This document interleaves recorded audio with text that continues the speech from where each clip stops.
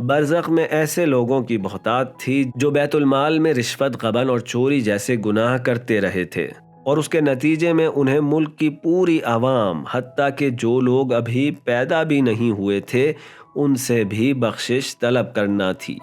میرے نامہ اعمال کی موٹی سی کتاب کے ایک صفحے پر ایک عنوان میرے لیے لکھا ہوا تھا جسے دیکھ کر میں خوفزدہ ہو گیا۔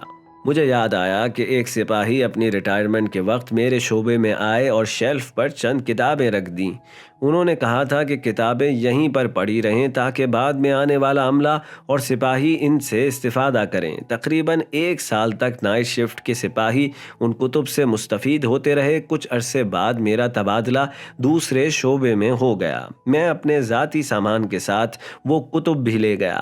1 ماہ گزرنے کے بعد مجھے احساس ہوا کہ اس شعبے میں کتب بین افراد کی کمی تھی۔ یہاں صورتحال قدرے مختلف تھی۔ عملے کے پاس اتنی فراغت نہ تھی کہ وہ کتب کا مطالعہ کر سکے۔ اس بات کو مد نظر رکھتے ہوئے میں نے وہ کتب پچھلے شعبے میں واپس بھجوا دیں۔ جوان نے اسی واقعے کی طرف اشارہ کرتے ہوئے کہا کہ یہ کتب بیت المال کی تھیں، تم نے انہیں بلا اجازت منتقل کیا تھا۔